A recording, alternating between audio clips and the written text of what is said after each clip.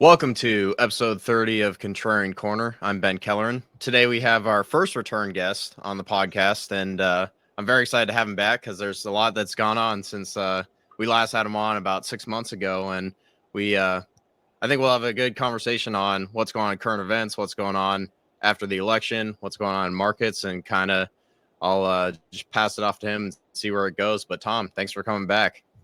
No problem, Ben. It's sure, happy to do so. Like I say, I'll do everybody show once, and if I don't like it, well, I'll do it twice, and if I do like it, I'll do it 3 times.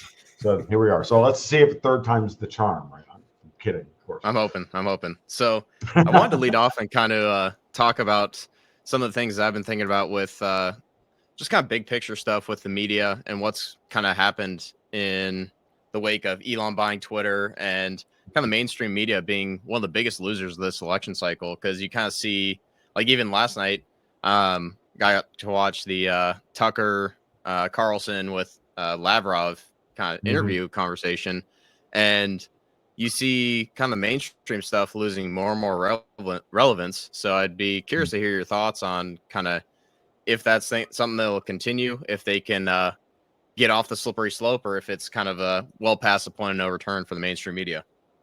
I don't consider them mainstream media. I don't consider them the legacy media. I consider them the undead media. They refuse to die. They've already died, and then they're just kind of doing they're just doing the zombie walk until we finally put them out of their misery. And I'm not allowed to say how you actually put a zombie out of their misery, right? Because then that would be inciting violence. So yeah, no, I think of them as the undead media at this point. And we're doing this on Friday, December 6th. Paul Krugman, after being wrong about everything for the last 30 years, finally decided he's going to retire.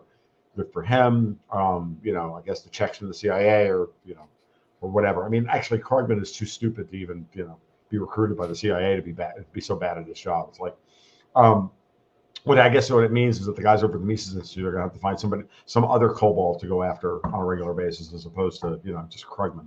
They might actually consider graduating up. Going up the curve a little bit. Sorry, a little bitter. So no, I think you're right. The media did absolutely lose this election cycle, and they were always undead companies like MSNBC, CNN. All these were all loss leaders within their multinationals that they were they're part of. And now that it's very clear by the election results that there's no audience for what they're selling anymore, because, look, the boomers are dying off. The people who grew up watching network television or watching, or reading the New York Times and reading Newsweek or whatever, those people don't make up a significant part of the electorate anymore to be able to, promulgate establishment narratives. It just doesn't work. It still works within the Beltway. But again, these people are also living in, an echo chamber, and it's an echo chamber that they're clearly now losing control over as well. And they're having to be dragged out into the real world. And of course, they're going to be dragged kicking and screaming. And over the next, 5-6 weeks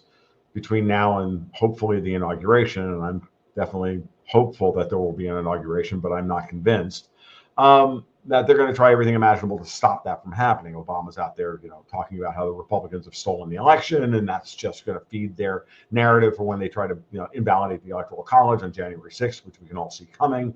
It's not going to work. Or if they do try it, they're all going to get hung. They don't, but they're desperate, and it's across the board. As far as the media is concerned, look, Rachel Maddow took a $5 million pay cut. She was making $30 million a year, or he whatever, making $30 million a year. Yeah, what a shame. Well, no, I mean, it's crazy. In what universe is this person worth $30 million a year? With what, 150,000 people watching her? Like, really? Like, it's insane that she's making this. So clearly, the media, the news media conglomerate is no different than the publishing industry. Right? The publishing industry exists as a means by which to pay off, good soldiers after they leave service, right, with a book deal that they didn't write and that no one read. It's just a gold watch. It's literally money laundering. Like Hillary Clinton did not write her book after she lost the 2016 election. Someone wrote it for her. They probably got paid 10 grand to do so. And then she got a $10 million book deal. It's not a real book deal. It's just payola. And so is Maddow's salary. So is Mika and Joe Scarborough and Whoopi Goldberg and all these people. It's all just payola. And then once the demographic shift has been so thoroughly complete, and they know they're no longer going to have power, and the world has shifted away from them, now they can't even maintain that anymore. And again, this is downstream of everything that I've been saying about Powell raising interest rates to 5.5% and destroying the offshore dollar markets.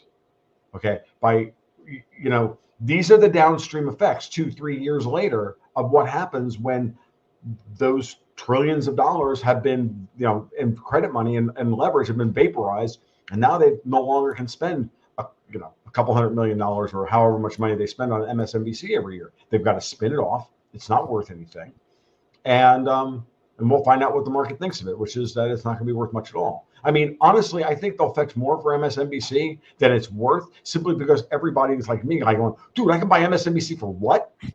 Like, I got a tenner. Hey, let's, Ben, if you got 10 and I got 10 and we get like Joe Mazzoli and a few other people, we can bid $100 for it. That's about what it's worth. But unfortunately, Elon Musk will come in and he'll throw $3 million or $10 million at the project because he's got it, it's couch money for him. Because $10 million is couch money for the lark of owning MSNBC and being Rachel Maddow's boss to cram her salary down to $1.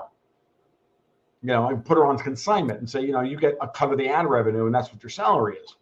Go thou forth and get an audience, or get the fuck off my network. That's what's going to happen to all of them. But she's already been so thoroughly well paid that she's set for life. She doesn't never ever need to grace another camera again. And if she needs to feed her narcissism, well, she can buy a $75 webcam like everybody else and join the podcast space, right? And hey, by the way, a good webcam is about $75, Rachel, and a Yeti Blue is about $100. And you can usually get them on sale for $80 over at Amazon. So you can get this done. A decent podcast rate will cost you $400. I think you've got that. If you need that, if you need to feed your narcissism, no one's going to listen. By the way, FYI, Chris Wallace is going to find this out. They're all going to find it out. So none of them are going to, none of them have a future plan. So they're all going to just go by the wayside. So what we need to do is ignore them from here on out. I mean, this is literally like the last time I want to tell my jokes about do my Rachel Maddow stand-up routine, because she's irrelevant and we should stop caring about what's going to happen to her. Who cares? We have to look forward, because if we waste time talking about Rachel Maddow today, they're running some other operation behind the scenes. We've got Biden out there. I mean Biden. And by the way, from here on out, if I use the word Biden, I mean the apparatus around Biden. When I say Joe, I mean Joe himself.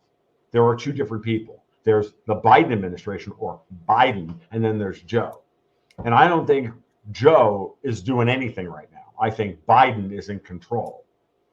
And but Joe is going to be blamed for everything that Biden does. That's a very important, subtle point, I think, that needs to be thrown out there. So Biden approved ATACMS missiles attacking Russia. Biden issued the Hunter Biden blanket pardon. Biden is reportedly getting ready to issue a blanket pardon for Fauci and Adam Schiff and all these other people. It's all nonsense. Now, I have a theory about what that means, why they're doing that. I really do believe that Biden is setting up to 25th Amendment out Joe, so that we can all, and you do that by making Joe the most hated man in the country, starting World War III, pardoning all these people. Because look, the people on the left that are Joe's fans are angry with him for issuing a blanket pardon of Hunter Biden. Okay, they always thought that was something that Trump would do because he's so evil and he's so guilty of everything. But they never thought that that Joe and Hunter or anybody else, because they believe the undead media, they believe the Rachel Maddows of the world, that there was anything there, right? Now Joe issues a pardon, blanket pardon. Well, Joe or Biden, it doesn't really matter at this point, issues a blanket pardon. And now they're angry about this because now their worldview has collapsed a little bit because Joe's not the man that they thought he was, or they wanted to believe, or they willfully refused, in their willful obtuseness, refused to believe that he was anything other than what he was. Well, it's the same thing with threatening now with the rumor mill saying, oh, well, they're going to do the same thing. So that's the left. On the right, all you have to do to get them crazy is to say he's going to blanket pardon Adam Schiff and Fauci and all these other people. And it's all over Twitter this morning. And I'm like, you guys can't see the freaking game here? Like, you can't see what they're doing to you? Like, don't fall for it. It's chum. It's bait. I haven't written a public blog post since last month because it's bait is still the operating principle for everything going on since the election. It's all bait. It's all chum. It's all, part of a wider strategy that they're setting up for between now and the inauguration to try and invalidate the election like they just did in Romania this morning. And try and stop Trump from taking power. Like, this is what they're going to do. And we better wrap our friggin' brains around the fact that these people are not going to stop because they're under existential threat. So there's going to be a false flag that's going to try and get us into World War III. In order to get that done, they got to get Joe out of the way because Joe, I'm convinced, made a deal with Trump to stop the steal, and now they're going to, try. I still think they're going to try to install Kamala Harris. I hope I'm wrong about this. So, my partner Dexter White thinks I'm crazy. He literally thinks I'm like completely off my rocker about this. We were talking about this yesterday. I don't care. I mean, he may be right. I may be off my rocker, but I don't put anything past these people because every time I've ever underestimated how deeply depraved they are, they made me look like a Quaker. And I don't like being wrong. So I'm going there. And I'm going to stay there until I'm proven wrong. And then I'll be happy to come on everybody's show and go, mea culpa, I was wrong. Yay, no World War III. Yay, no President Harris. Yay, no martial law. Yay, no Civil War. I'm great. I'm okay with that. I mean, I don't mind being wrong about these things. It's not about my ego. It's about, the future of humanity, folks. But this is what I see.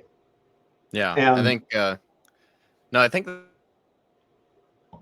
out here, I'll have to edit that, but I think that's an interesting way to segue into what happened with the election, because everyone was, at least I was pretty excited about the so-called red sweep, and then you see some of the roadblocks get thrown up with the rhinos in the Senate and some of the cabinet picks, and a couple things where they're still counting votes. But I'd be curious to get what you think on the so-called red sweep and any of the opinions you have on the cabinet, because I think, at least for me, it's hard to have too much of a view on what the cabinet looks like and who's in what position until Trump actually gets inaugurated. They actually start putting some of this stuff in play, and you see what it starts to look like in the first 100 days. So I'd be curious to get your thoughts there.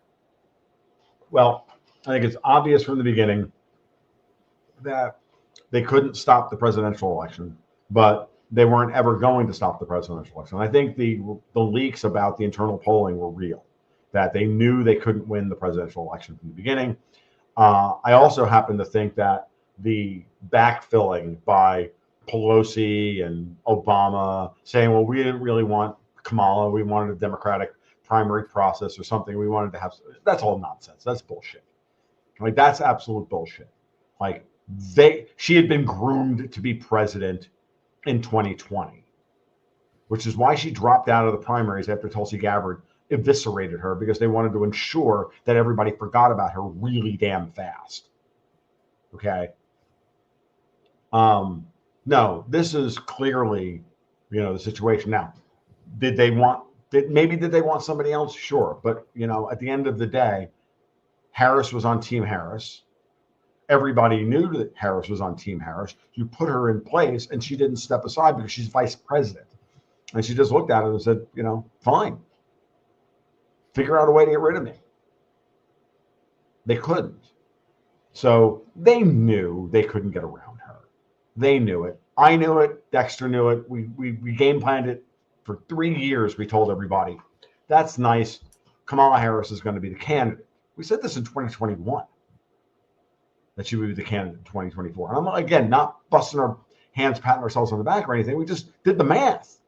The 25th Amendment, she's vice president, the line of succession. How are you going to get around this? Hillary's not a thing. This one's not a thing. Newsom's not a thing. Like, it doesn't, none of that matters. At the end of the day, if Kamala Harris presses her claim to the throne, she wins the Game of Thrones. In the same way that I've always argued about Powell in the Eurodollar system, look, the Federal Reserve is in control of the price of dollars now. You can't threaten the king when the king has the ability to bankrupt you. 5.5%. Complain about all you want, Christine Lagarde. It's still, the price of dollars is still 5.5%. Same thing with Harris. I'm the vice president. Go fuck yourself. Right? So you knew that. So they knew this.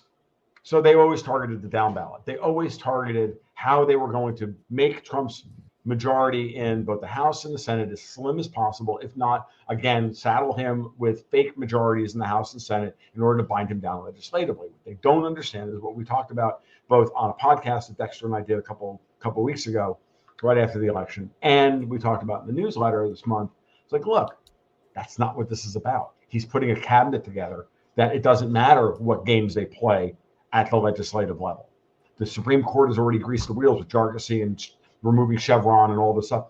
That's the administrative state's already been dismantled at the Supreme Court level. All we have to do is enforce it at the executive level. We just have to have an executive willing to enforce that. And that's what Vivek is out there talking about. That's what Elon's out there talking about. That's what all of them are talking about.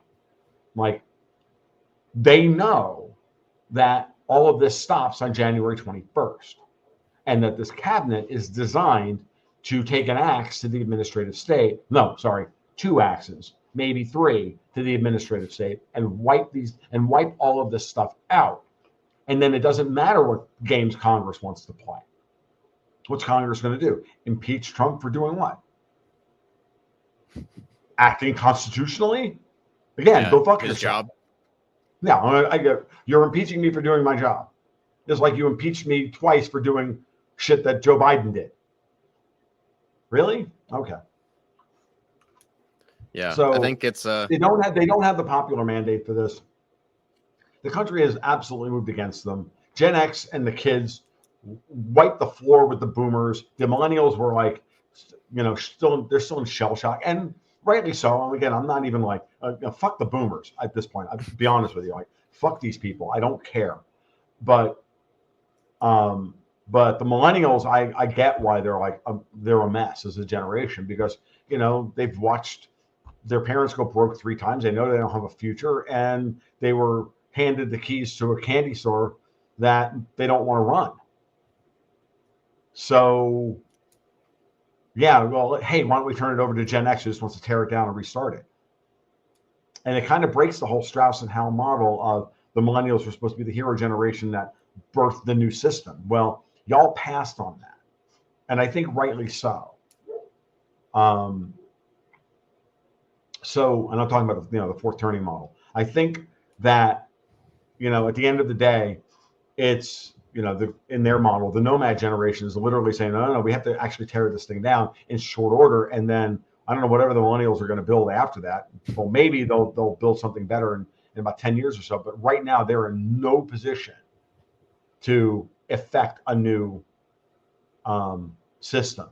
Like, emotionally, they're not ready for it, and emotionally, economically, culturally, they're not ready for it yet. And I even argue that maybe they don't even want to reform the existing system until the old system has been torn down sufficiently that there's something for them to friggin' work with. And that's and be honest with you, that's a perfectly rational response, from a generational cohort, which is I think why you saw millennials.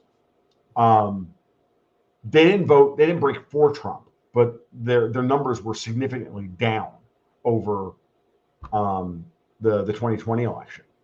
Even if you believe the numbers. So there's going to be an attempt to invalidate this election. Okay. book it. Whether it's going to be successful or not is anybody's guess. But they're going to make an attempt, okay? Because they have to. So yeah, they don't have much of another option. So what's their option? They're going to let Elon and Vivek cut $2 to $3 trillion from the budget, which they can do, and Marshall Blackburn's already basically gave the script away. So they're going to issue audits on day one of all the NGOs, of all the grants and the NSF grants and the DoD grants and the Department of Education grants and all of this stuff. And they're going to say, where did you spend the money these last 20 years? Huh? We want to know. And before you get another dollar, we're going to audit you. And that's perfectly within the right of the executive branch to audit where the money went. And the minute you start doing that is the minute you really start, stepping on people's toes. And they're going to demand that people go home, come back from work. And that's why Biden was out there this morning announcing that he made a deal with, the government employees union, which is pathetic that those three words actually exist in our language as a thing, as a proper noun, because the government employees should not be unionized. Neither should they vote, by the way, but that's a different discussion for a different day. That he's going to protect 42,000 workers to be able to continue to work from home. Yeah, okay, that's nice. What is that? Was that just out of curiosity? That's a deal that you signed with the union. That's nice. We rescind. I'm sorry, but we're just rescinding that deal. At the end of the day, I'm like, the deal's on. I send it to the courts. The Trump administration can challenge it. Yada yada yada. But these are all just pathetic delaying actions and poison pills that the incoming administration will have to deal with in order to mung up and slow down the process of doing what they know they want to do, literally on January 20th and 21st. And so they'll try and push it out past that 100 days, and they're going to try and they're going to try and do to us what they did to the British after Brexit, and what they did after Trump was, won the first time, which is they're going to try and demoralize people and say, see, Trump is no different than he was the first time. He's ineffectual. He can't stop anything. You're all going to get demoralized and you're going to hate him. And in 4 years, you're going to vote for AOC out of desperation. I mean, Keir Starmer. I mean, AOC. I mean, Gavin Newsom. I mean, Justin Trudeau. I mean, whatever. Like, at this point, I wouldn't put past them trying to run Justin Trudeau as freaking president in 2028. It's not like these people believe in the fucking Constitution anyway. Like, just to rub our nose in it.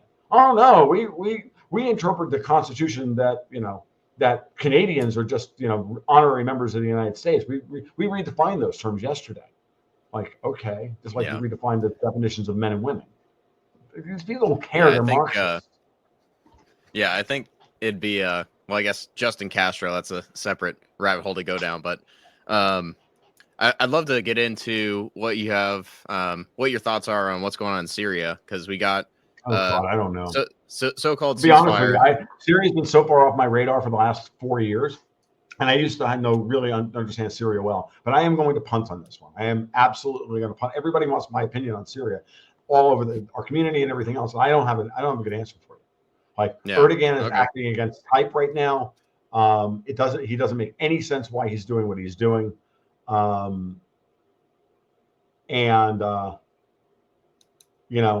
The Israelis have, again, it's like the neocons are. I mean, if anything, in Syria, they're pressing to. They're trying to press and make the point that the Russians are overextended and that they're much weaker than they actually are. That's the neocon, British neocon, US AID, whatever, that whole crew. Their game plan is always that. And the way they structure events is to force that narrative into the open at every turn. Every time Russia shows any amount of strength, they have to turn around and counter with no, really, Russia's weak. No, really, this escalatory framework. They're the ones upping the escalatory framework because they're weak and they're going to run out of moves before they launch a nuclear missile at somebody. And then we get to say, see, they're evil. That's the way they're playing this. That's the Project Alchemy playbook, which is no different than the Operation Gladio playbook, which is this is an age-old, script that the British and their fellow travelers in the US and in the European Union and in Australia have been playing, and Canada have been playing for a couple hundred years now. It's part of this process. This is how we got involved in World War I, it's how we got involved in World War II. They're trying to get us involved in World War III. If you listen to Sergei Carlson last night, it dropped last night, you can hear echoes of that very carefully presented by an honest-to-God diplomat saying, we know how this works, we know what you're doing, and we will use whatever means necessary, and we won't care what the world fucking thinks of us on the other side of it. So you better make your fucking peace with it, because we know who's giving the orders. And I'm telling you, Ben, I'm dead serious when I say this. If you think they're just going to, attack, Kiev or Kiev or so, no. At some point, there's going to be a targeted missile right through like GCHQ in London, because that's who's giving the orders on 90% of this shit. They can't attack Langley, but right? Like, so that's what's, because they don't want to attack Langley, because they don't want the United States angry with them.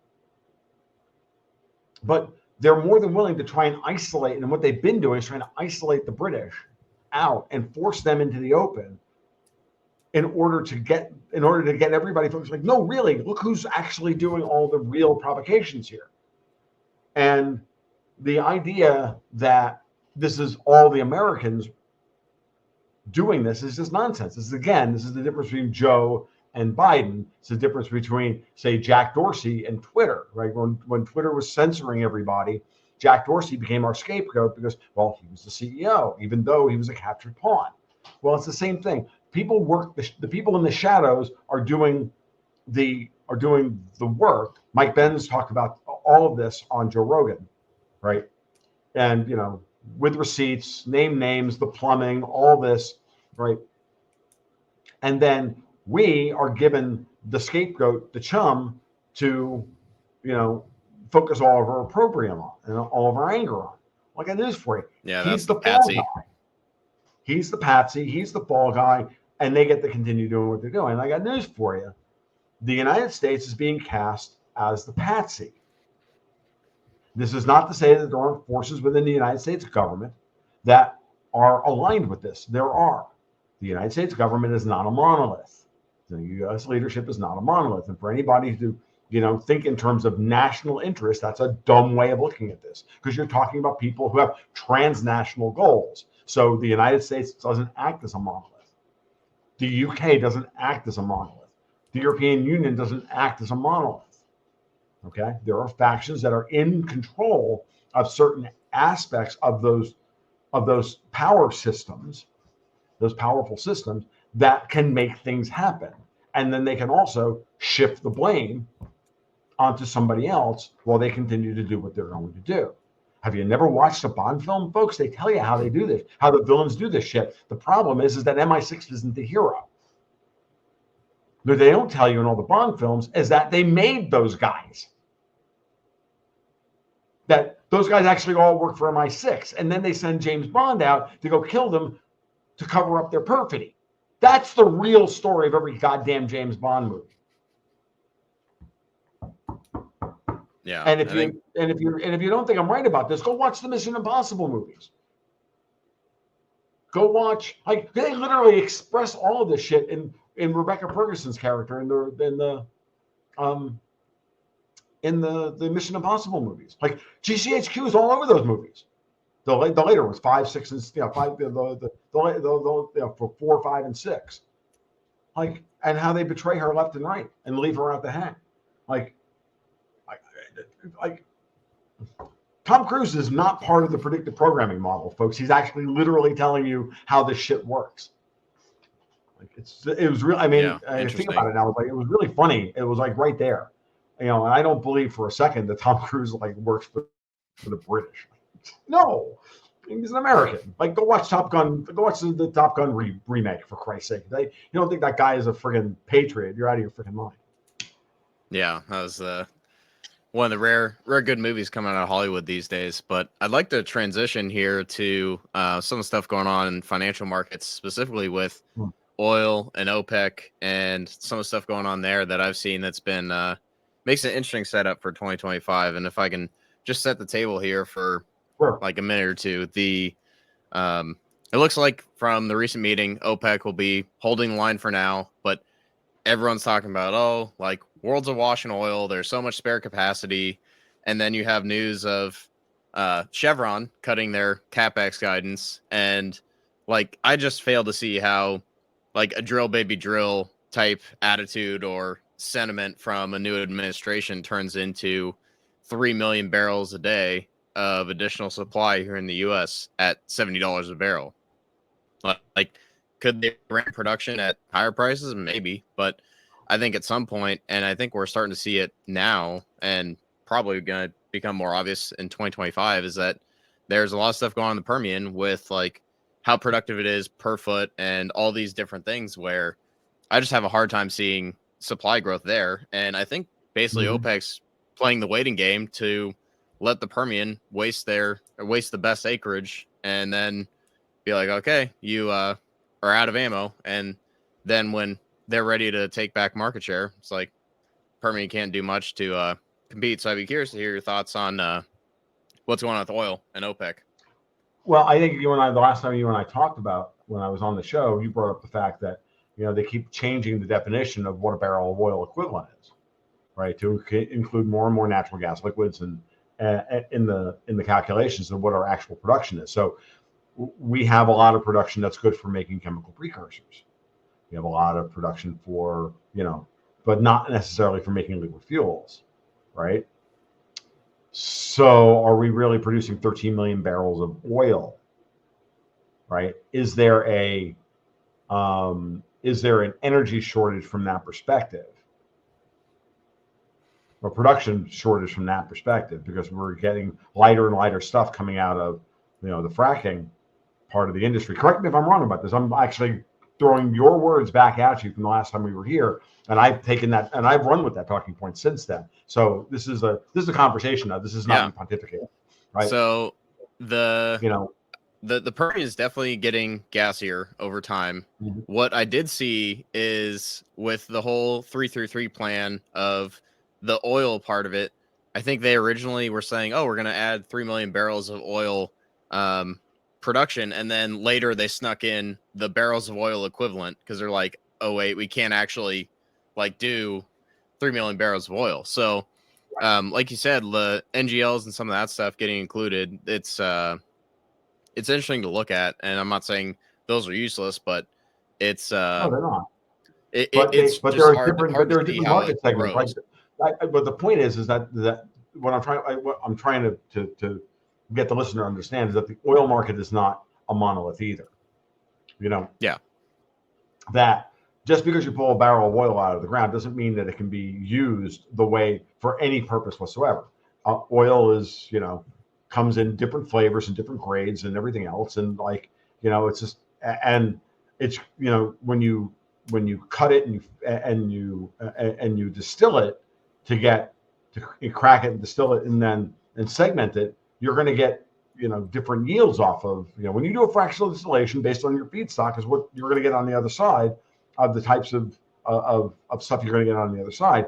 And not all barrels of oil are created equal. You can't take the sludge coming out of Venezuela or Canadian tar sands and run them through the same refinery that you would run stuff coming out of the Permian or Brent crude or whatever. And so it's very important that you understand that oil isn't just oil. This is why I get really angry with the peak oil guys who sit there and talk about how, conventional production has peaked. Well, conventional exploration has also peaked because we're not demanding as much. We're using oil for different purposes, or we're pulling it out of the ground because we've transitioned over more of our infrastructure that we used to burn oil to produce electricity. Now we're burning nuclear, or we're still burning coal, or we're burning natural gas, or we're doing other things because we're getting all this stuff out of these other sources.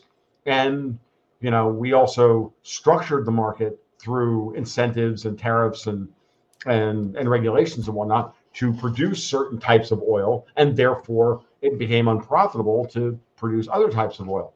The market shifts based on the boundary conditions, especially oil, which is not a free market. We don't have a free market in oil. We never have had a free market in oil. Arguing anything about oil from a free market perspective, and then using that data of how the production is, and then saying in any way, manner, shape, or form that this is correlative to it's becoming harder and harder and harder to find decent conventional grades. Go fuck yourself. I don't buy that at all. That's a function of how the market has been structured to get to a certain potential outcome, which is to restrict conventional production and raise its price in order to retard our usage of it, and to make other competing technologies and other competing energy sources more competitive. Solar, wind, this, that, methane capture, and all the other crap that they all the other dead, pushing dead whales of a beach forms of energy production. Yeah, all the stuff that only works at 0% interest rates and all that stuff. Only works at 0% interest rates, and when you retard the amount of oil, conventional oil, that's being pulled out of the ground every day, and so therefore, then the companies don't do the capex, they don't do the exploration in that area because there's no money to be made in that area. And then you turn around and say, well, I'm talking to Steve St. Angelo and that whole. I cannot stand this argument. I actually got into him with him on Twitter the other day about this, again, as always, because he's so far fucking up his own ass about this shit. And I'm like, you're wrong, because you're not, that's not the way it is. You've got a 40-year project by freaking globalists to go to war against oil, and then you're surprised that conventional oil production is down? Really? It's clearly because the price of the amount of energy it takes to pull this oil out of the ground is right. No, it's not. It's because there's no point in looking for new sources, because we're not allowed, because there's no money to be made there. It's just dumb. Yeah. And then we can get into the whole. Why did we inflate the money supply in order to be able to pull the oil out of the ground, and that the inflation is tied to the rising cost of oil? And I'm like, that's nonsense. That's also nonsense. That's a function of a rising division of labor, because because energy has gotten cheaper in real terms. Energy has actually gotten cheaper over time, and we now have a higher division of labor, and therefore there's a higher demand for money, and we have to and there's all sorts of other things that are going on, and to reduce everything to a single variable analysis based on energy supply and energy EROEI, which is dumb. Especially since the last I checked, the Gibbs free energy equation talks about both enthalpy and entropy, and that's kind of the entropy part's kind of important. And if people understand what I'm talking about, I mean that EROEI only looks at the amount of energy, enthalpy, it takes to pull a barrel of oil out of the ground and then burn it. Whereas we don't just use oil for that purpose. We don't use oil for any of those purposes. We use it for entropy, plastics, for building tires, products, everything, and for changing oil into higher order goods with a higher production value, with a higher value added component. When you can take oil and a barrel of oil, and use it for something other than burning it, which is a first order effect of its energy component, which is an enthalpy component. Forget the fact that you can convert it into something else, some beautiful friggin' plastic or material or chemical precursor to make drugs or make this or make that, all these other high value added items. Like, you're not you're not doing a proper analysis on what the shit's actually used for. So one of the things that I think is important, coming back to your original argument or your original question, part of this discussion is the Trump administration going to be able to, add 3 million barrels of conventional oil production?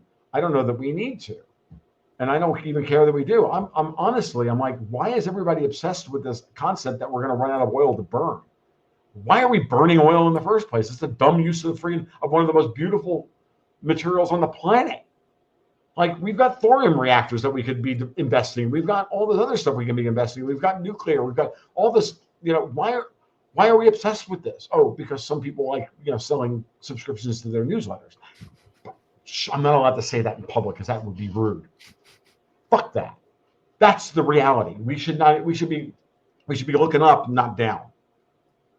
We should be looking up the value chain in terms of energy production as opposed to down. There's so much good technology that could come onto the market if we weren't diverting all of our investable capital into things like purple hair dye and nose rings and Marxism. Last I checked. And so let's have that conversation. And as far as where I think oil's going in 2025, I think $70 a barrel is low, and I just don't buy it.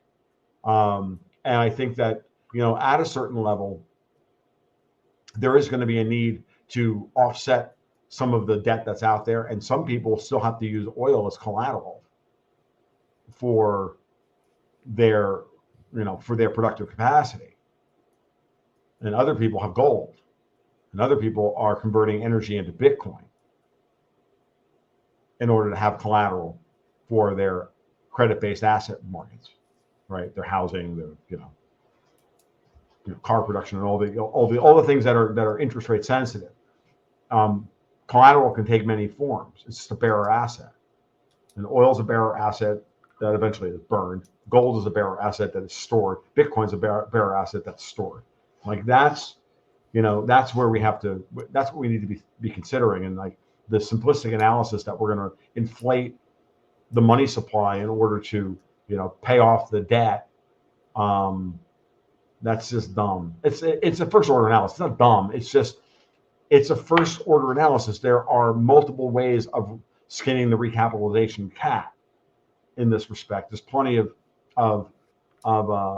seed corn that can be mobilized to deal with that and pay a positive return. But unfortunately, for the globalists that don't want to do this, that the people you have to pay in that environment are the little people. You got to pay them with better paying jobs. You got to pay them with mobilizing the equity in their homes, or the equity in their savings. And there is a lot of savings out there. It needs to be mobilized, not seized, which is what these people want. They just want to seize the wealth and say you didn't earn that, you don't own that because we're all communists and fuck you, we're taking it. It's to mobilize it and then utilize it to offset the massive amount of debt. One of the things that Scott Pacenta is actually talking about is trying to figure out a way to mobilize the $36 trillion worth of housing equity that we have in the United States. It's an interesting number, that 36 trillion. It's kind of what the national debt looks like, correct? So how do you do that? Ballpark. Somewhere in that ballpark. I know that was the number 20 days ago. Now it's 36.2. And in 60 days or in 30 days it'll be 36.5, and yada. Until we stop spending that money, and then it'll just stop.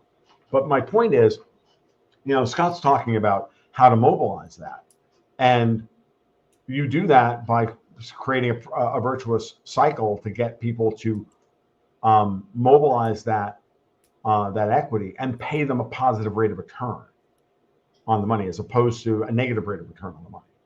And if in the same way that we paid banks interest on excess reserves after 2008. That was Bernanke's way of sterilizing all the money printing, so that the banks were flush full of fake reserves, while their balance sheets were completely hollowed out. He recapitalized the banks over 10 years. He and Yellen recapitalized the banks by paying them 25 to 50 basis points on these excess reserves. And that money, that 25 to 50 basis points was taken out of the productive economy. It was taken out. It was paid for basically by our taxes. Okay, and and he recapitalized it. They recapitalized the banks that way. Well, we can recapitalize the United States as opposed to paying the banks not to lend, by paying us a positive rate of return to lend against our homes. This is just one idea that's out there, right? There's other ways of doing it. We can lend against we can throw our homes out on the yield curve. We can throw our treasury gold on the yield curve. Or gold on the yield curve. We can throw all sorts of things out on the yield curve, and we can get this shit done. And that's why Judy Shelton is making the podcast rounds now. It's why she wrote the book that she wrote. It's why it's coming out now. And there are multiple ways of dealing with this, and then how you deal with that in terms of the plumbing to get it done. Well, I don't have chapter and verse of how they're going to get that done, but if anybody knows how to make that work, it will be a guy like Scott Bessent who has that experience. And so he's it's funny. We all grew up in a world. Well, not my daughter. Well, no, not my daughter even. We all grew up in a world where the Treasury Department and the Fed were in cahoots because they were and not fighting as they both greased the wheels for globalism. We had a compliant Treasury and a compliant Fed working together to expand the offshore dollar markets and lever up all of our lever up those fake assets to launder wealth into the banking and oligarch class through the monetary system. That they got paid basically the vig of all of our profit. Our real profit got paid to them, and we got stuck with the bill. That is what we're used to. It's what our imprinting is. Okay, it's why everybody's resistant to the ideas that I've been throwing out into the world for the last 3 years. Because look, I don't even blame people for thinking this way, because it's the way they were imprinted. The Fed's always acted this way. The Treasury's always acted this way. What would be the impetus for them to change? Why would they change? The system works for them. Well, does it? We also know that we've reached that kind of Misesian crack-up boom moment where you can't lever up the national balance sheets anymore and have people still have confidence in the system. Once confidence in the system is lost, once institutional confidence is lost, well, then you're going to have to dole some of the money back out to the lower middle classes in order to boost their confidence in the institutional system still works for them, and therefore you can then do another round of levering up. Okay, we're well past that point. These people have all turned hostile against us. They're trying to kill us with the COVID vaccine. They're trying to steal all our money with by writing bail-in laws into our system, into our national charters. They're stealing our elections. They're refusing to listen to us when we say we want X, Y, and Z. Like, all of these things are happening. They've turned predatory, and then if we complain about it, they try to censor us. Right? So clearly what they want to do is they want to just collapse the old system and then replace it with a new one. Well, we're used to that framework, and those people are still out there doing their thing, but they're no longer in control of the Federal Reserve. And so for the last 7 years, roughly, we've had a Federal Reserve and a Treasury Department at odds with each other. I would argue, really, under Yellen, they were at odds with each other. I don't have a good feel whether they were whether Mnuchin and Powell were at odds with each other. I don't think so. Okay, I don't believe that was the case. But I'd have to go back and really study that period in history. It hasn't been on my radar to study. What does the world look like when you have sovereigntists in charge of the Fed and sovereigntists in charge of the Treasury? That's a world we've never experienced, right? And since it's a world we've never experienced, we're rightly skeptical of it actually coming to pass and what it would look like. And we don't have the analytic framework and the tools to imagine what that world would look like. We know what we would do, but we've never been listened to. Like, no, trust yourselves. Maybe what's happening right now is exactly what we all thought should be happening. Yeah, maybe we're not optimistic enough. Right. Maybe you're skeptical of this. I get it, but at the same time, why don't you dare to dream a little bit? Why don't you put it out there into the zeitgeist that this is what needs to be done, and then mobilize, and then through social media and through your influence, actually do what? Put pressure on the politicians to do what you want them to do, because you understand the nature of the problem and how we're going to fix this. Donald Trump's election gave you the signal that enough people get it. So go thou forth and do it. And then everybody who's refusing to go along with the new program, well, obviously they're gatekeepers for the old system.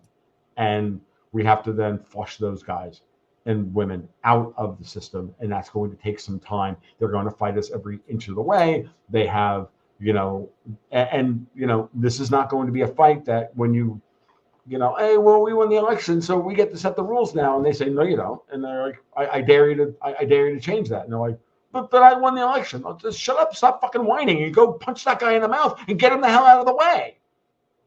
Oh, but I'm a libertarian and I don't believe in violence. They're violating the non-aggression principle by refusing to get out of the way because you told them this is what you want. They're stealing from you. Under libertarian justice theory, you have the right to smack them in the mouth and move them out of the way. So do it. Stop being a pussy. Yeah, I can't take libertarians. Stop rolling over and playing nice with the goddamn regime that's trying to kill you. I can't take libertarians seriously anymore over the last 5 years when you see some of the stuff they say and you see what's going on. Yeah, It's Me neither. It's basically a stop on the pipeline to more right-wing ideas, I think. So, well, no, actually, Ben, here's the thing. They're actually not libertarians. That's the point. The argument I would make is that I'm far more libertarian than I was 5 years ago.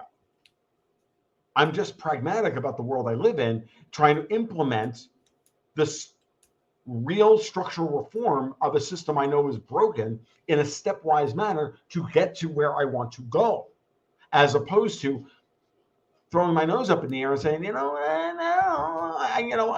Salvi Agris is cute, and I think she's hilarious on Twitter, but I don't want her actually running the fucking government or the society. Yeah, that'd be a mess. You know what I mean? At this point, we have this terrible system. It has to be managed. We have to do managed care on it. Even Ron Paul argued this point when he was running for president. There has to be a transition period, but we have to have a transition period built on principles. Keep the principles. Pay your taxes.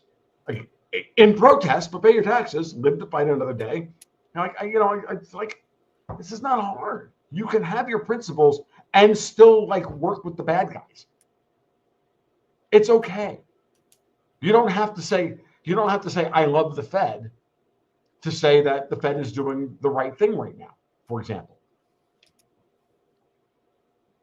Yeah. What it tells me is it betrays your ignorance in being unwilling to learn how the world actually works and then to engage with the world as it actually is versus the world that you have in your head. The world you have in your head is nice and it works, at the Ayn Rand level of reading Atlas Shrugged for the 37th time, but it doesn't work when you go out into the real world. Sorry. You have to be able to apply your desire to protect your wealth and your assets and your property. You have to be able to abstract that away from, the Robinson Crusoe style economic sphere with no division of labor, but you have complete control over your assets. Sorry, this is the world we have. And I've been saying this since I first started the live streaming back in 2016. I'm analyzing the world I've got, not the world I want. I've been analyzing the world I've got from the perspective of the world I want, and these are the conclusions I come to, and these are the steps of how we can go from here to here to here to here to get to where I want to go. And everything else is, and anybody who argues that we should just collapse the whole system and start all over again or secede from the blue states or anything else, they're just people who don't have the stomach to actually do the hard work to raise children, which is a hard thing you have to do. It's like raising children. You're not going to do it well all the time, and you're going to have to do a lot of things and you're going to have to do with a lot of things as a parent that are going to be painful. But guess what? That's the way it works, and you have to stick it out. And it's a long-term commitment to take an infant and how you treat your infant is different than how you treat your 6-year-old, different how you treat your 12-year-old, and how you treat your 18-year-old, and how you treat your 25-year-old. It's a process. Each individual step. You can't just go, you're an infant, no, tomorrow, now I'm going to treat you like a 25-year-old. Go thou forth and remake the world. They don't have the tools for it yet. We don't have the tools for it as a society, as a people, or anything else. So it's just dumb. It's just silly, and it's adolescent. And I'm sorry, it's unrealistic, and And that's why this is the thing. This is why libertarians, this is why normies look at libertarians and think they have four heads. They're a bunch of utopian fantasists. And then you get to, like, no, I'm not a utopian fantasist. No, we have a lot of fucking work to do. And I'm willing to partner with you to do that. So let's fix that thing. And then when we fix that thing, we can fix that thing. And then when we fix that thing, we can fix that thing. And oh, look, world's getting better. Yay, Bob's your uncle. And we alleviated some suffering. Yeah. We didn't alleviate everything tomorrow. And we still believe that central banking is evil. But, let the Fed do their thing while they fight the other central banks for a while. We got other things to fix. Yeah, definitely. So to go back to oil briefly and then onto Bitcoin, because there's some things I've been listening to that are pretty interesting. It sounds like your opinion on we're not at peak oil. Like there's plenty of oil out there, just might not happen at $70 a barrel. And they're that's a function of the quantity of money and a division of labor. Again, it's a function of a rising division of labor. Yeah. Right. So, what I would say is the following, just to remind everybody: if you really think that oil is more expensive today than it was in 1970, adjust the price of Brent crude for the CPI. Compound it over the last 50 years. Get back to me with whatever number you say. Yeah, it's like it hasn't moved at all. Hasn't moved at all. Well, like you look at oil to gold now too, and that's at an interesting ratio. But the thing I wanted to ask on Bitcoin was from one of the things I was listening to the other day. I think it was Luke Groman, and some of the comments I've heard on Bitcoin being the new oil. And you've kind of got this dynamic of the Bitcoin price goes up, and that leads to more stablecoin supply, which leads to more demand for treasuries. And it's kind of this reinforcing cycle that is somewhat similar dynamic to kind of the birth of the petrodollar in the 70s. But I'd be curious to hear your thoughts on Bitcoin and where that might be headed over the next, I don't know, year. Again, that's fine. I am now going to praise my community, as I want to do whenever they come up with a great idea, because it wasn't mine. This comes from one of the long-time standing members of the community who first identified about 2.5 years ago now, maybe 3, that Tether was being used to probably 2 years ago, because it was after 2022. The Tether was being used to help stabilize the SOFR repo markets in the United States, and that by proxy, then Bitcoin is collateral within the repo markets. And so let's break some stuff down here. Bitcoin's price goes up as long as if the number of Bitcoins traded on a daily basis, for whatever reason, we like to trade Bitcoin. So if the raw numbers of Bitcoins, this is just math, folks. I'm not like, I'm not stating anything. I'm now just stating a math problem. If the amount of Bitcoins that are traded on a daily basis does not change, it's a constant, it's C. Then if the price of Bitcoin goes up, right, then the amount of money, the market cap of Tether that it trades against, has to also go up proportionally. Has to go up in some way proportionally as some function to liquefy the trade. So Tether's market cap, if Bitcoin demand, on a daily basis, trading volume on a daily basis, its flow rate is constant, then Bitcoin's price goes up, Tether's market cap will go up, because you need more tethers you need more dollars to satisfy those trades, because you're trading one Bitcoin that used to trade at $75,000, now it's trading at 100. You need $100,000 with Tether to liquefy the trade, because when the guy sells the Bitcoin at 100 grand, he's going to take possession of $100,000 in Tether. Well, previously, it took $75,000 with the Tether to sell that Bitcoin, right? Because when you sell Bitcoins, you buy Tether. So that's one scenario. So the Bitcoin market, the Bitcoin market is healthy if that's the case. Bitcoin's price goes up, Tether's market cap goes up, right? That's a healthy Bitcoin market. It's a healthy and it's not saying that the Bitcoin market is expanding, because it's not. in terms of flow, in terms of the number of Bitcoins that flow on a daily basis, it can be actually the same. If you see if C goes up and we go from C1 to C2 and C2 is higher than C1, then you're going to get a disproportionate feedback effect where for every 10% Bitcoin goes up, Tether market cap has to go up, say 15%, because you're trading more Bitcoins at a higher price, which means that C equals B over T, right? Or C1 B1 T1 over T1 equals C2 B2 over T2. This is basic freaking math. And if anybody's ever, it's the ideal gas relationship of pressure, volume, and temperature. It's the same situation, right? Over and over and over again.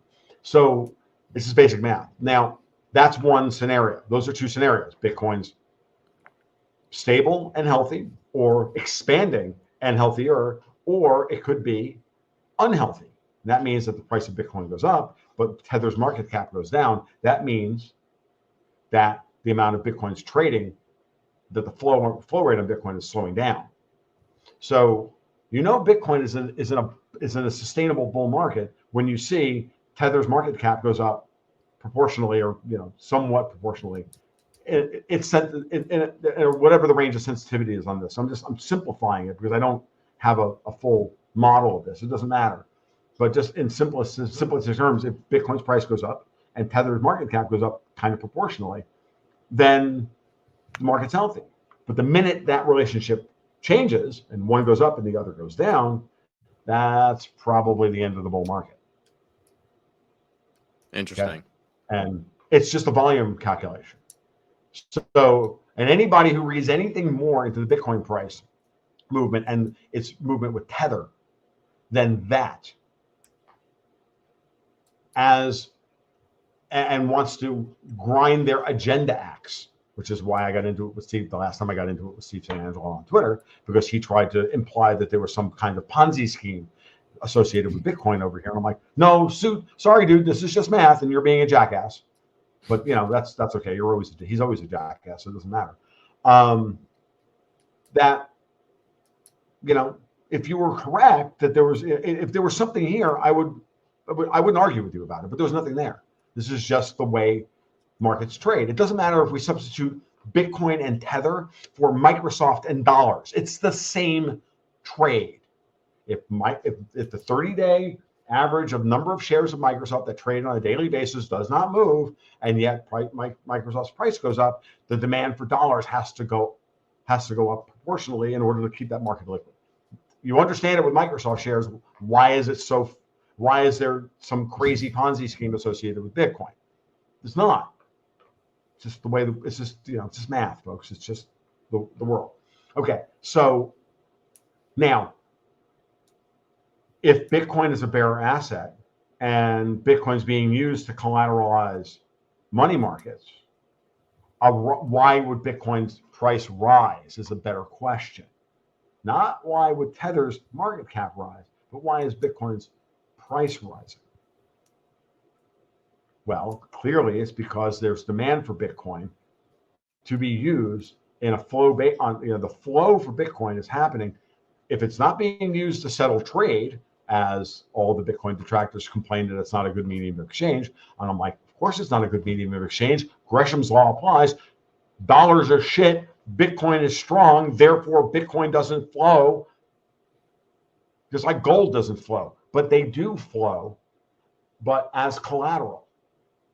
Gold flows at the collateral level. It flows at the Forex level. It flows as a hedge, as a current. People hedge their Forex risk with gold. People hedge their Forex risk and their collateral risk and their credit risk with Bitcoin. Now, that's what pisses a lot of people off, because they have staked their entire reputation as commentators in the space on this idea that Bitcoin is vaporware. Sorry, the market has chosen, and you're wrong. Doesn't matter whether you like it or not, Peter Schiff. Doesn't matter. You're wrong. And you've cost your clients billions of freaking dollars. That's simple. And you can argue, and you can come on a podcast and you can argue with me only once, and I'll just literally look at him and go, you're wrong. Go fuck yourself. And he is. And Larry Lepper told him this at New Orleans, literally at the beginning of the month. It was the most hilarious damn thing. I think you can find video of it on the internet. I got it secondhand I got it firsthand from somebody who was actually there and watched it happen and was in the audience howling along with everybody else. So, and Peter was undeterred apparently. Well, because what else is new? He hasn't changed his shtick in years. So, which is why I tuned him out in 2013, actually. So, when I first started writing for Newsmax. So, my point being on this is that Bitcoin has been blessed by somebody, either at the Marin Eccles building or on Wall Street or at the Treasury Department or all of the above consecutively and concurrently, that this is one way to ensure that we have a properly functioning and liquid money market and repo market in the United States, which is why when China kicked all the Bitcoin miners out back in 2018, the United States picked up all that capacity because we had a program then of taking the mining market share, because there was a concerted effort, either at a strategic governmental level or private sector level or whatever, that we weren't going to stop Bitcoin miners from coming to the United States. I almost want to believe that there was a deal made behind the scenes because China wanted to continue subsidizing electricity demand, electricity prices for Chinese citizenry. Bitcoin was eating all of those subsidies and producing Bitcoin. The Bitcoin miners were eating those subsidies and making a fortune off of it. And so China said, look, we need to stop this, and because we're going to go broke, and subsidizing this, and they didn't want it. So they said, why don't you guys take these fucking people, and we'll just kick them all out, and we'll move them to the United States, and you can move them to the United States wherever they're going to go. And clearly, where it was going to go was co-located with the low-cost energy producers in the United States, and co-located with nuclear power plants and natural gas cogeneration plants and whatnot, all across the United States. And that's what's been happening. And that puts us in a very good position to build a quote-unquote strategic Bitcoin reserve. It also will put upward pressure and demand for Bitcoin, which will do what? It'll move the price up, which will move the market cap of Tether up and create a bigger and more liquid domestic pool of short-term treasury bonds, short-term treasury T-bills and whatnot. The Tether will hold on its balance sheet. Oh, look, Bob's your uncle. The United States financial system is even more collateralized than it was before. Meanwhile, the European Union continues to be hostile to Bitcoin and everybody else. I got news for you, folks. That's a recipe for friggin' disaster for everybody else. But a lot of other countries are buying a lot of gold. We're not buying gold; we're buying Bitcoin, right? But a lot of other countries are shoring up their national balance sheets with gold, which is fine as well. And gold is still trusted by most of the world.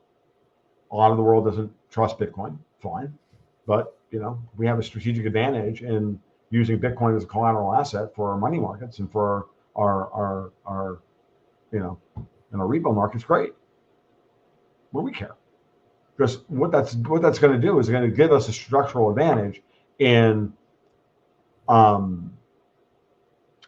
restarting a virtuous credit cycle in the United States with a properly upsloping yield curve, or the Fed can cut interest rates but not necessarily ignite a massive round of inflation, because Trump and Elon and Vivek are going to cut $2 trillion in the budget, which will be terribly deflationary.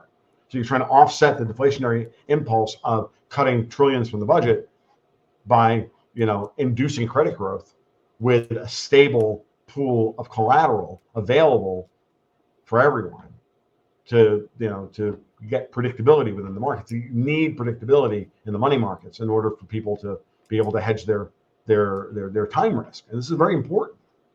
And the guy would budget cuts. Sorry to jump in, but would budget cuts like that, like going back to what would it be, like 2019, 2020, like level budgets, would it be that deflationary? 2018 probably. It is deflationary, of course. Fewer dollars will be flowing around the world. Fed's still cutting $65 billion a month off of its balance sheet, by the way. That's also kind of deflationary.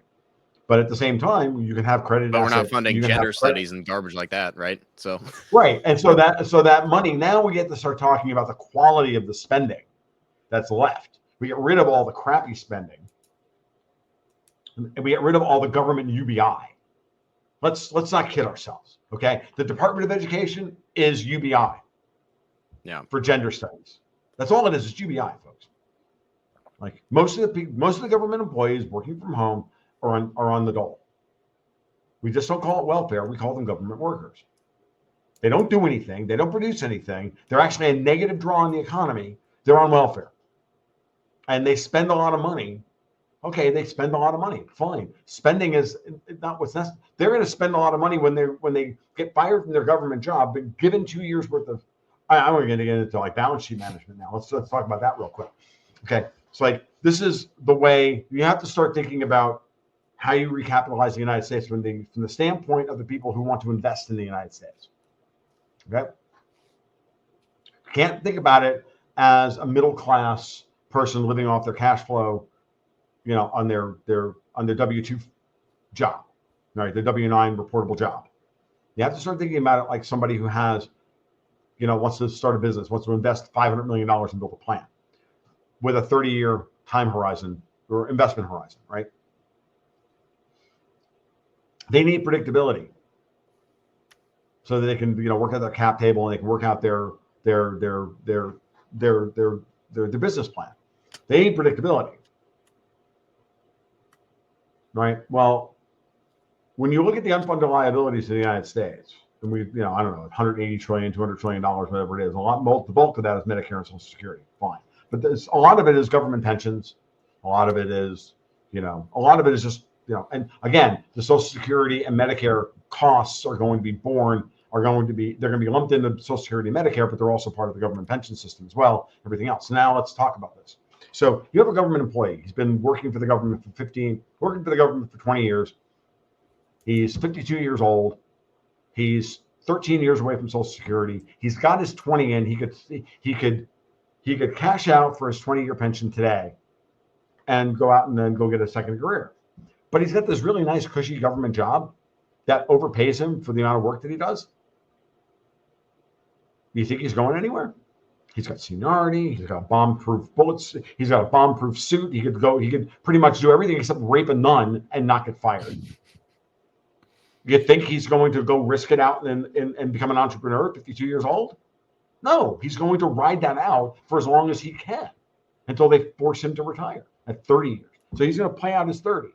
Well, if you force that guy back into the office and force him into a 90-minute commute each way every day into DC or wherever, or he's living in Maryland and you relocate his office to, I don't know, Dothan, Alabama. Alaska. Palatka, Florida. Yeah, like all of a sudden that guy is going to be like, you know what, I'll take the retirement. And what Vivek is saying is that, hey, we'll pay you 2-year severance to get rid of you, for you to take the package and leave. Now, from a balance sheet perspective, we went from paying for this guy's life for the next 30 years at a pension that's going to be 1.6 to 1.7 times what he gets at 20 versus what he gets at 30. Okay, all of a sudden, that guy went from costing the government, let's just call it a future liability of, say, $5 million. That's Medicare. I mean, that's his government employee, health insurance paid for, the increased Social Security payment, this, that, everything else, and his pension, to a couple hundred grand worth of severance package. Let's take that guy off the books. Let's save $4.5 million in. Let's just say it costs us $500 grand to get rid of this guy. It's still a $4.5 million savings. Multiply that by 20,000 or 50,000 government employees. Now all of a sudden you pulled real money off of the future liabilities in the United States. Let's multiply that by 500,000 people, and now we're starting talking about real money. Now we're talking about hundreds of billions of dollars in unfunded liabilities that come off the books. Now all of a sudden the United States looks a lot more investable to a guy who wants to build a factory in the United States. Because, oh, by the way, that 52-year-old guy, after his severance is done, he's going to go out and get a job.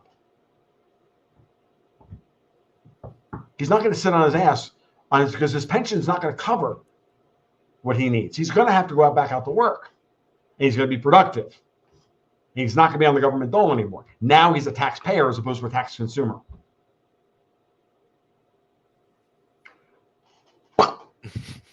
Yeah, interesting. Mind should be equal to be blown, folks. This is what we should all wish for. Hey, why don't we? Hey, how about we take USAID's $92 billion a year budget and set it to zero? Yeah, same with at now least all half of a the sudden, NGOs that's out there. $500 billion worth of CIA dark ops and this, that, and everything else. That is part of that whole complex that Mike Benz is talking about on Joe Rogan the other day. You start really thinking about the amount of money that we spend on an annual basis for this bullshit, when it could be spent at home doing beautiful things, building factories and building small businesses and oh, by the way, when you really stop to think about what the Fed's going to do, because if you induce a sovereign credit crisis in Europe, which you should, because these people are evil and they're communists and they need to be fucking taken out of the goddamn gene pool for fuck's sake, metaphorically speaking, of course, this is not an inducement to violence. And I mean that sincerely. Like, the European Union as a political entity should be killed. And all these bureaucrats should be, thrown back into the productive economy. And we should do that by bankrupting their credit system, which is our offshore dollar system. We don't need that. We get rid of that. We induce the sovereign credit crisis overseas. That means there's going to be a massive capital inflow for the United States. It's going to keep a lid on our long-term, on the long end of the U.S. yield curve. That'll give the Fed the ability to cut interest rates by a couple of hundred basis points and create a normally upsloping yield curve for domestic banks to lend profitably. And guess who benefits from that? The small and regional banks that took the biggest punch in the mouth during Powell's rate hike cycle on the other side. Their balance sheets will now be repaired, and they will be able to lend. And if we deregulate the economy to allow the flourishing of small businesses, and all of these government workers are coming onto the market in 2 years, all of a sudden we have a labor pool of, I don't know, I'm going to be racist. White people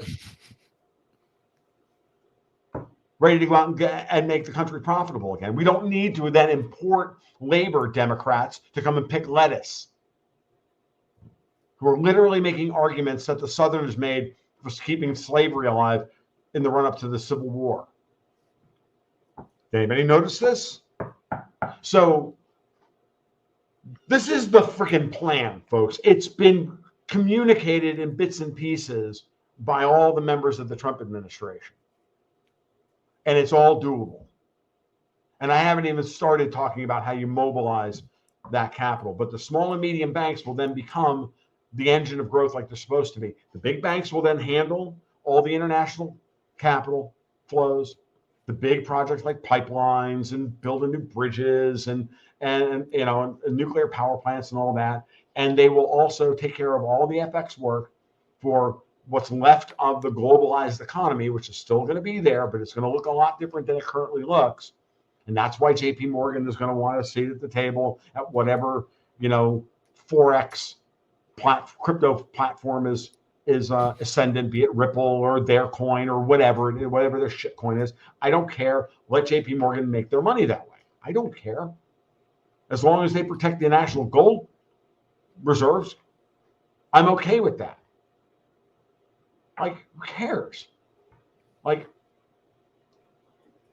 the world is not nearly as simple as a lot of it. The world is complex and it's hard and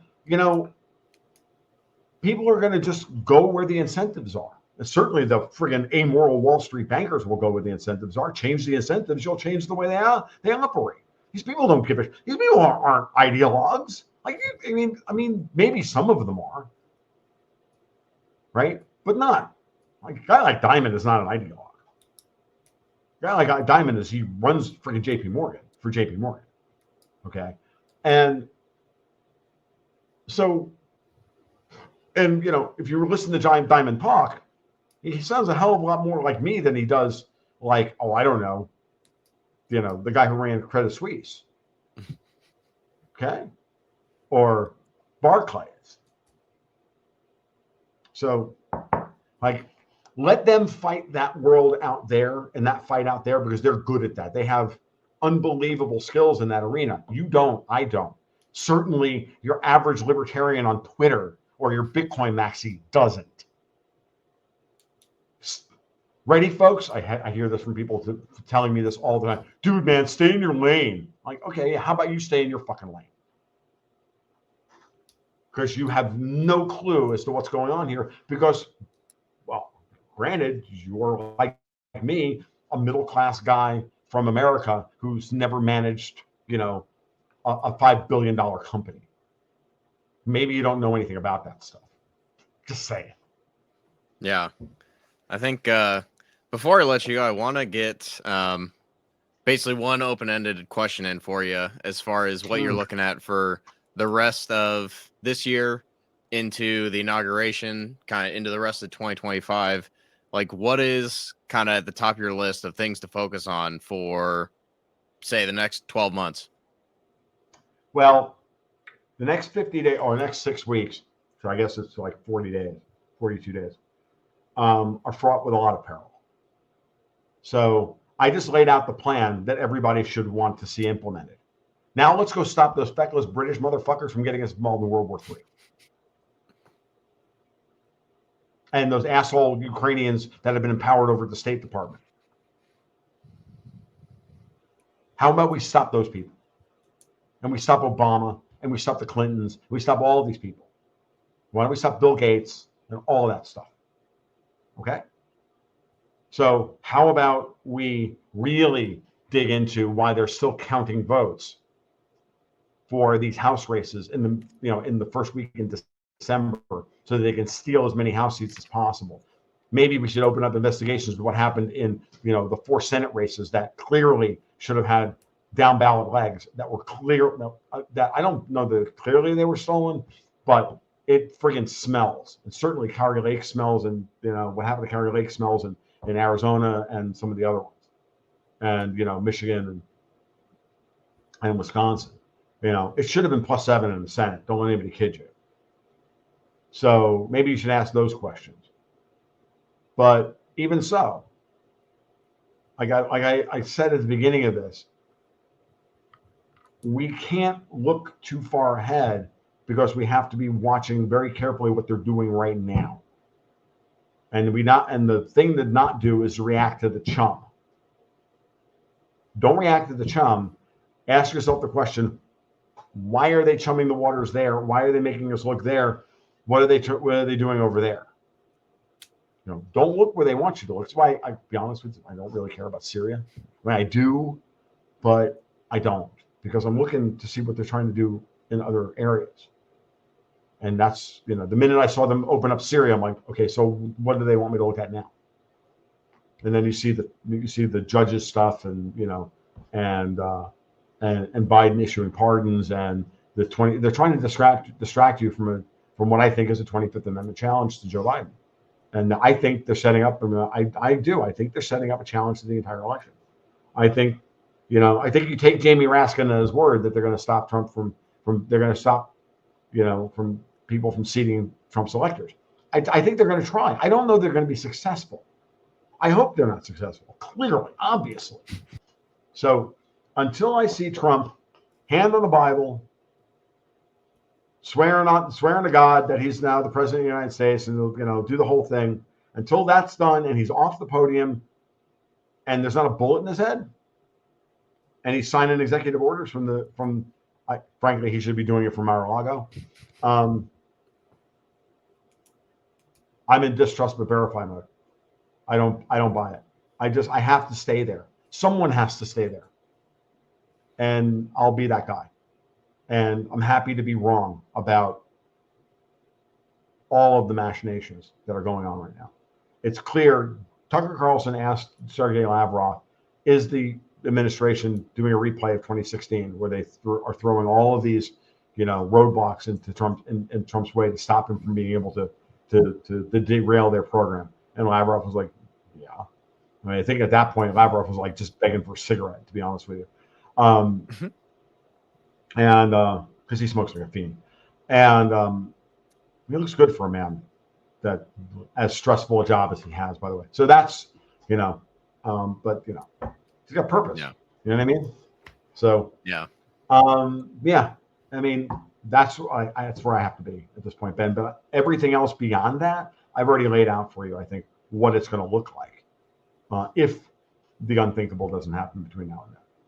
Yeah. Okay. So last time I asked you my traditional closing question for a book recommendation, you gave me Ubik by Philip K. Dick. I still haven't gotten around to reading it yet because I've been very busy. But do you have anything else that I should add to my reading list? At this point, I'm in the middle of about 17 different books I can't finish. I hate to sound like I'm trying to listen to the First Chronicles of Thomas Covenant, which I've read 3 times, but now I don't listen to it, and I'm like stuck in chapter 10. I listen for like 4 minutes, and then I fall asleep, and then I wake up 3 hours later and turn my phone off, and like shit, my subconscious has listened to like chapters 10 to 14 of Orpheus Bane like that like a dozen times now, no, I don't really have a good recommendation at this point. I think you need to read Ubik, and go from there. I mean, there's a lot of other great Philip K. Dick books you could read as well. But start with Ubik, and then we'll figure it out from there. If you